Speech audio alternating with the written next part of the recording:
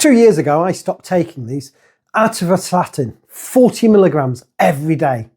Here's what happened. I'm Neil. I was on statins and acetamide, dual cholesterol therapy for years. December 2023, my liver enzyme MMol was 69, 73% above the normal limit, while I was on the medication. In the next 9 minutes, what my liver looked like on statins, the 3-month mark after eating healthy and 6 weeks after stopping, and the 12-month result. And November 2025, that number that made my GP pause. First data point, 3 months after I started eating healthily and 6 weeks after I stopped, March 2024, ALT dropped from 69 to 28. That's a 59% fall in 90 days. So here's the conventional wisdom, and I want to be fair about this. Statins are one of the most prescribed medications in the UK. Millions of people take them. GPs prescribe them because the evidence says they reduce cardiac events in high-risk patients. That's standard protocol. Evidence-based medicine. And honestly, I believed it.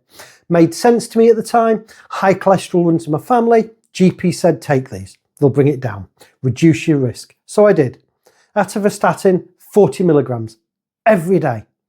Plus ezetimibe, that's a second cholesterol drug that works differently. Dual therapy, belt and braces. What I didn't question, and this is on me, was what those medications might be doing to the rest of my body while they were targeting cholesterol. Liver function tests are supposed to be monitored when you're on statins. It's in the guidelines because statins are processed by the liver, and in some people they can elevate liver enzymes. That's not conspiracy, that's on the NHS information leaflet inside the box. Professor Janet Lord, an immunologist at the University of Birmingham, actually points out that statins do have real benefits. They reduce inflammation and may even improve immune function. So this isn't me saying statins are bad. This is me saying what happens when the side effects outweigh the benefits. In my case, nobody was watching the liver closely enough to notice. Let me walk you through the numbers. 13 years of NHS blood tests, everyone documented. April 2012, first blood test in my records. ALT was 37. That's within normal range, upper limit is 40. Liver's fine, I'm not on statins yet. Fast forward October 2016, and I've been on atorvastatin and acetamide for a while now. ALT 39. Still technically normal, but it's crept up from 37, 2 points. Nobody flags it. Why would they? It's within range. Now here's where it gets interesting, or rather where it gets concerning. December 14th, 2023, ALT 69. 69, normal upper limit is 40. That's 73% above the ceiling, while on dual cholesterol medication, while doing everything by the book. And the results came back marked satisfactory. My liver enzymes were nearly double the upper limit, and the system has flagged it as satisfactory. I didn't get a phone call, didn't get a letter, nothing. Meanwhile, at the same blood test in December 2023, my total cholesterol was 8. The highest it had been, higher than my pre-medication baseline of 7.5 back in 2012. So the medication designed to lower my cholesterol hadn't lowered it, and my liver was showing signs of stress. I was also 18 stone, HbA1c was 46, 1 point away from a type 2 diabetic diagnosis, and had been pre-diabetic for years, on 6 medications daily. Statins, ezetimibe, alpurinol for gout, 2 asthma inhalers, citrazine for allergies. That was me, December 2023, following conventional advice, doing what I was told and getting worse. Boxing Day, 2 weeks later, looked in the mirror, 18 stone, multiple medications, couldn't walk upstairs without getting winded, and said out loud, this ends now. Here's what happened next, and I need to be upfront about something. My prescriptions ended October 31st, 2023 when I moved GP practices.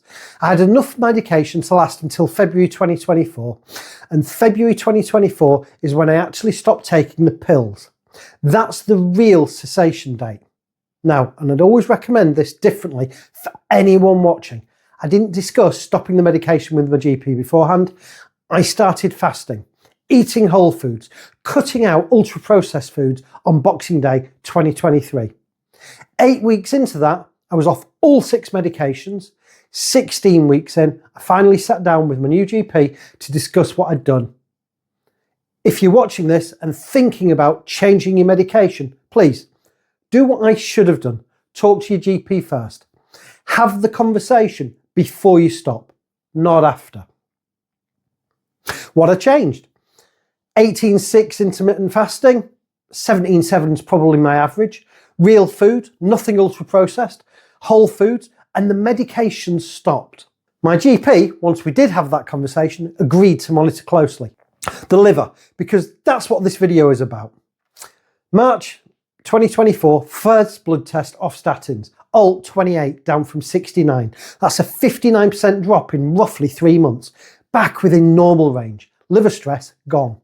January 2nd, 2025, 12 months post cessation, ALT 29, holding steady, normal. April the 8th, 2025, ALT 23, lowest I'd ever got recorded. My liver function was better at 14 months off statin than it had been at any point in 13 years of monitoring. And then November 11th, 2025, ALT was 10. 10 on a scale where the upper limit is 40. That's not just normal, that's optimal. 86% reduction from the peak of 69. Let me put that side by side so it's clear. On dual cholesterol medication, December 2023, ALT was 69, 73% above normal. Cholesterol 8, my highest ever. HbA1c, 46, pre-diabetic. Off all medication, November 2025, ALT was 10, well within optimal range. HbA1c, 37, normal. Kidney function, greater than 90, excellent. That first year appointment after the changes, this is the moment, I sat in the surgery nervous. Genuinely didn't know if the numbers would back me up or I'd get a telling off. My GP opened the results, paused, looked up. Your cholesterol is stable, uric acid is optimal, inflammatory markers are down. Whatever you're doing, keep doing it. No lecture, no concern, just validation. Now, I want to be honest about something. Cholesterol itself is still elevated, 6.77 in November 2025. That's high. Professor Sarah Berry's research shows that diet can lower cholesterol by as much as 30%, comparable to statins, through what's called a portfolio diet approach. So there's more work to be done there, and I'm transparent about that. But the liver recovered dramatically. And it wasn't just the liver. Professor Sarah Berry also explains that refined carbohydrates get converted into fat in the liver, triglycerides, which puts extra burden on liver function. When I cut ultra-processed food and I switched to whole foods, I wasn't just removing medication burden, I was removing the dietary burden too. Professor Janet Lord describes fasting effects beautifully. She calls autophagy like a little hoover going around the body, hoovering everything up and getting rid of the rubbish. She's seen it in 3 to 6 month human studies. Inflammation drops, cardiovascular risk factors improve, lipid profiles change. That matches my timeline, almost exactly. The liver didn't need medication, it needed the rubbish cleared out and the load taken off. Or to use one of my favourite analogies, the council round. Your cells are like a house where the bins haven't been taken out for months. Black bags are piling up, junk proteins, damaged cells, metabolic waste. Fasting is the bin lorry, finally turning up. It clears the lot. Hoses down the pavement. You didn't realise how bad it was until it's gone and you can breathe again. My liver enzyme going from 69 to 10, that's what happens when the council round finally gets through. This is my data, N equals 1. It doesn't prove statins damage everyone's liver.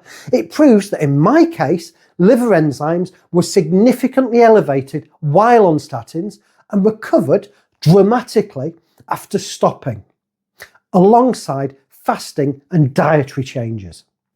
And I want to be really clear, Professor Janet Lord's research shows statins have genuine immune and anti-inflammatory benefits for some people.